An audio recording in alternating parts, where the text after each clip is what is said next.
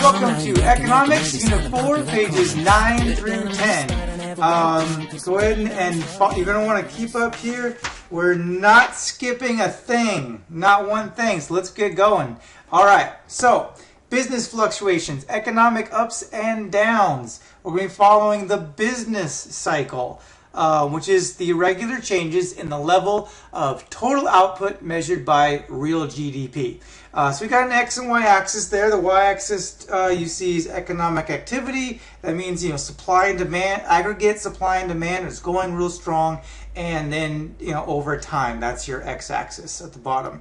So first, we'll start at the phase of the business cycle known as expansion. You might even label that, like in your little boxes there, number 1. So we'll start with expansion. Now, expansion is when consumer spending and just general aggregate supply and demand is up. Again, there can be exceptions to this, but that's generally what's going on. Factories and sellers, they're making more, they're producing more, people are, as a result, they're having good jobs, they're paying jobs, and they're buying more, and they're not under too much debt ideally not under so much debt that they can't spend on things. So the economy will gradually expand and grow. And then as more money is created, that circular flow of income we talked a couple units back, as more income is generated and paid, and then paid that back up in taxes, cycle continues, things continue to expand. If they expand very, very rapidly, then that's a boom. Rather than expansion, because generally the expansion happens gradually over time, but a boom can be a sharp spike. Eventually this will hit a peak, and at that point GDP will generally start to level off at that peak and then begin to decline, and goes into a period of contraction. Now, contraction just means that GDP is starting to decline from the peak, drop from the peak, and aggregate supply and demand is also starting to contract, become less, reduced. However, if this goes on for at least 6 months, then it's called a recession, which we'll talk about in the next slide. But generally, this contraction is nothing to worry about. It's a short-term thing. It happens. If you've got a sound business, you'll weather through it. They won't be your best years. They may not be your happiest years as a business owner or as a consumer. But it happens. You get through it. It's fine. Because normally it's less than 6 months. It's only if it goes over 6 months. Now all of a sudden you might start having to dip into savings, taking extra debt on, and we get really worried about recessions in this country, or any country for that matter, because it really then starts to affect you in the long run, and not just I guess I don't get to go to the movies this weekend. Then, ideally, it hits what's known as a trough. That's the lowest point, kind of like the opposite of a peak, where that decline levels off and stops dropping, and levels off for a while, and then starts to expand again. This is called a period of recovery. And it's pretty much the same thing as expansion, but it's that period right after a recession, or depression, as we'll go into, ends, and we start to improve again.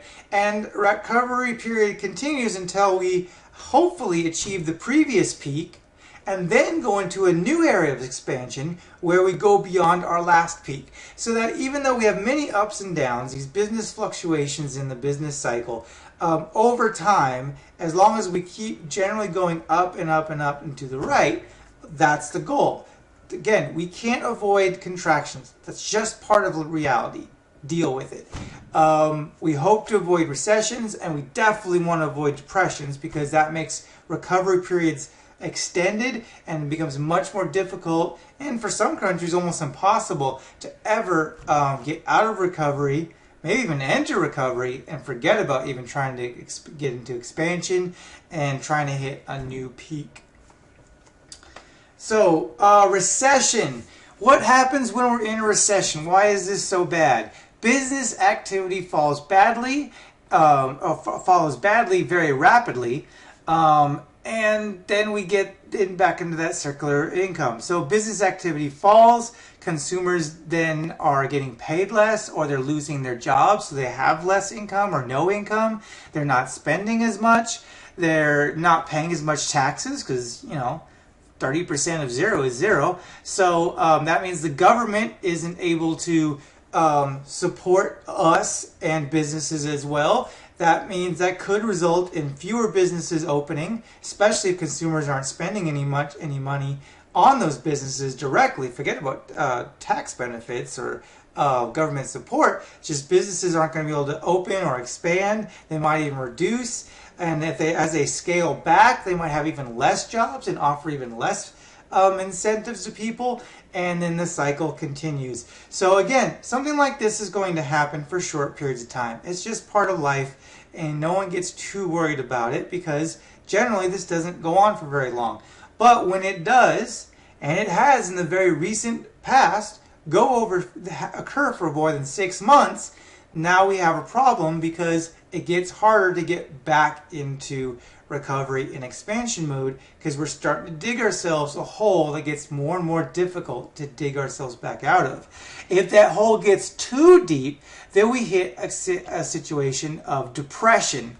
And that's when we have millions out of work and the economy is vastly underperforming compared to what it's actually capable of. So it might be capable of achieving a certain level of aggregate supply and demand, but it's not doing that, not because it doesn't want to, but because it's just not able to because we've gotten into such a problem financially, economically. And interestingly enough, a lot of this has to do with distributed wealth. This is a huge, huge problem. Recessions and depressions and why they happen, analyzing where they come from, because sometimes we don't find out till years after why these recessions and depressions happen. But one figure I want to share, because I think you'll find it very interesting, is that there's 3 biggest crashes in history. One is 2001. There was a pretty serious crash there, more of a recession, and we got over it relatively quickly. It was a recession, but it was over, and then we had a huge boom. But 1928 and 2007 were massive crashes. 1928 led to depression, 2007 didn't, but it led into a recession that lasted a lot longer than 6 months. And many states and many regions of the country are still trying to recover from that recession. They haven't gotten back to expansion phase yet. They're still in recovery. And that was as a result of what happened back in 2007. Now, in those 2 years, 1928, which led to a depression, 2007, which led to what's known as the Great Recession, those were the points when the top 1% share of all income made was at its highest, meaning taxes on the rich were at their lowest. And if you look on the graph on the chart on both of them, both charts, if you look in the middle, especially around the 1970s, going up to the 80s, but certainly in the 50s and 60s, that's when taxes were highest on the top 1%, and they had the lowest amount of share of income, and expansion was at its highest. People were at their best. We were furthest removed from these depressions and recessions. So just a little interesting fun fact I thought many of you might find fascinating, the correlation between what we're doing and what the upper crust is doing and how that affects us.